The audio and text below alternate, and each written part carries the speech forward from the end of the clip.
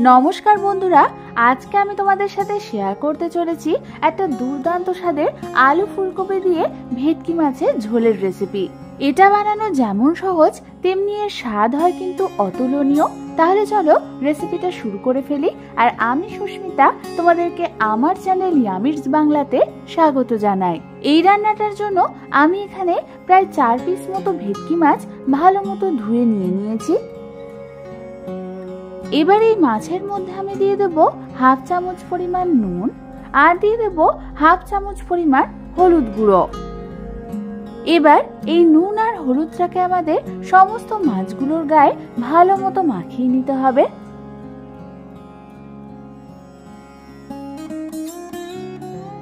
তোমরা দেখো আমাদের মাছের গায়ে নুন হলুদ মাখানো কিন্তু কমপ্লিট।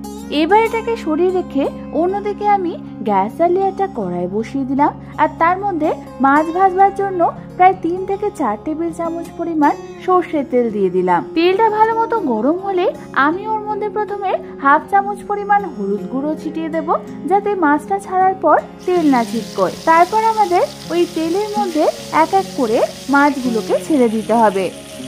এবার আমাদের এই মাছগুলোকে মিডিয়াম টু হাই ফ্লেমে ভেজে নিতে হবে যতক্ষণ না এটা হালকা গোল্ডেন ব্রাউন কালার হচ্ছে। মাছগুলোর এক সাইডটা ভাজা হয়ে গেলে এগুলোকে আমি অন্যদিকে উল্টে দেব, তারপর ওই দিকটাও ভালো করে ভেজে নেব। তোমরা দেখো আমাদের মাছগুলো কিন্তু গোল্ডেন ব্রাউন কালার হয়ে গেছে। এবার আমি এগুলোকে তেল থেকে তুলে একটা অন্য পাত্রে নামিয়ে নেব। তারপর ঠিক একই পদ্ধতিতে আমি বাকি মাছগুলোকেও ভেজে নেব। ভেটকি মাছ যেহেতু নরম মাছ, তাই তোমরা এটাকে একটু হালকা হাতে সাবধানেই ভাজবে, নাহলে কিন্তু ভেঙে যেতে পারে। আমাদের কিন্তু সমস্ত মাছগুলোই ভাজা হয়ে গেছে, তাই এই সবগুলোকে আমি একটা অন্য পাত্রে তুলে নিলাম। এবার আমি অন্যদিকে নিয়ে নিয়েছি এরকম ডুমো ডুমো করে কাটা ফুলকপি, আর আমি এখানে একটা মিডিয়াম সাইজের আলুকে খোসা ছাড়িয়ে লম্বা লম্বা করে কেটে নিয়েছি। এবার আমি মাছ ভাজার তেলের মধ্যেই প্রথমে কেটে রাখা ফুলকপিগুলোকে ছেড়ে দেব। তারপর দিয়ে দেব হাফ চামচ পরিমাণ নুন আর হাফ চামচ পরিমাণ হলুদ গুঁড়ো।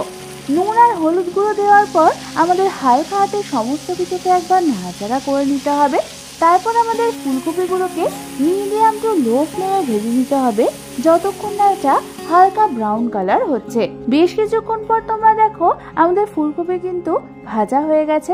এবার আমি এগুলোকে তেল থেকে তুলে একটা অন্য পাত্রে নামিয়ে নেব। তারপর ওই তেলের মধ্যে আমি ছেড়ে দেব কেটে রাখা আলুগুলোকে আর দিয়ে দেবো হাফ চামচ পরিমাণ হলুদ গুঁড়ো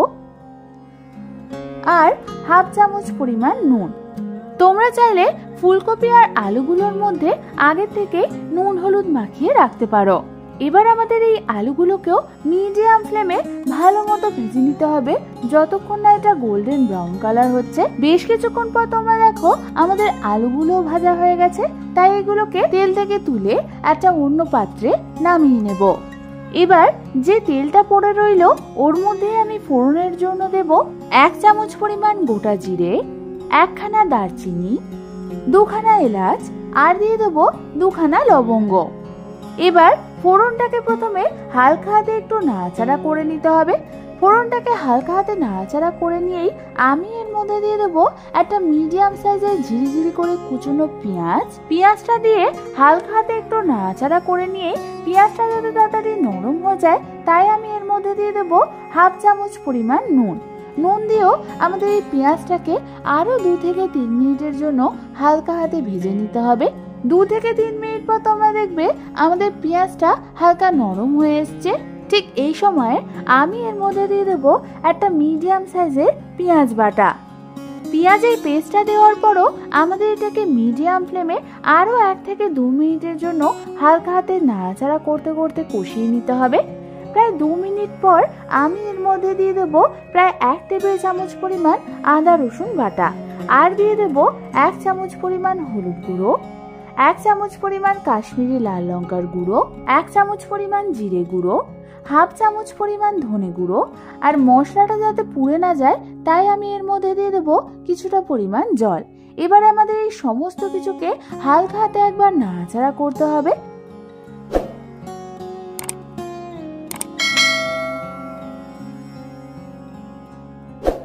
এবার আমি এই মশলাটাকে মিডিয়াম টু লো ফ্লেমে ঢাকনা চাপা দিয়ে একদম কষিয়ে নেব যতক্ষণ না এর থেকে তেল ছেড়ে আসছে। বেশ কিছুক্ষণ পর ঢাকনা খুলে তোমরা দেখো আমাদের মশলা থেকে ভালো মতো তেল বেরিয়ে এসছে।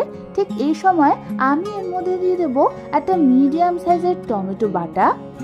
টমেটো বাটাটা দেওয়ার পর আমাদের হালকা হাতে সমস্ত কিছুকে একবার নাড়াচাড়া করে নিতে হবে। ভালো মতো নাড়াচাড়া করার পর আমি এর মধ্যে দিয়ে দেবো প্রায় হাফ কাপ পরিমাণ জল। জল দেওয়ার পর আমাদের এটাকে হালকা হাতে নাড়াচাড়া করতে করতে আরো 3 থেকে 4 মিনিটের জন্য মিডিয়াম টু লো ফ্লেমে কষিয়ে নিতে হবে। 3 থেকে 4 মিনিট পর ভালো মতো মশলাগুলো কষানো হয়ে গেলে আমি এর মধ্যে দিয়ে দেবো ভেজে রাখা আলু আর ফুলকপিগুলোকে। আলু আর ফুলকপিগুলো দিয়ে আমাদের এটাকে মশলাটার সাথে ভালো মতো একবার মিশিয়ে নিতে হবে। ভালো মতো সমস্ত কিছু যখন মেশানো হয়ে যাবে তখন আমি এর মধ্যে দিয়ে দেবো মেজারমেন্ট কাপের প্রায় 1.5 কাপ পরিমাণ গরম জল। তোমরা এখানে মাছের ঝোলের গ্রেভি যেরকম চাও সেই অনুযায়ী জল অ্যাড করবে। জল দিয়ে হালকা হাতে নাড়াচাড়া করে নিয়েই আমি এর মধ্যে দিয়ে দেবো 2খানা চেরা কাঁচা লঙ্কা।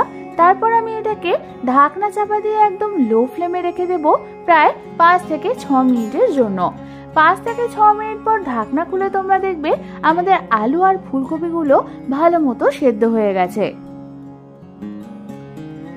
ঠিক এই সময়ে আমি এর মধ্যে দিয়ে দেবো স্বাদ অনুযায়ী নুন আর স্বাদ অনুযায়ী চিনি।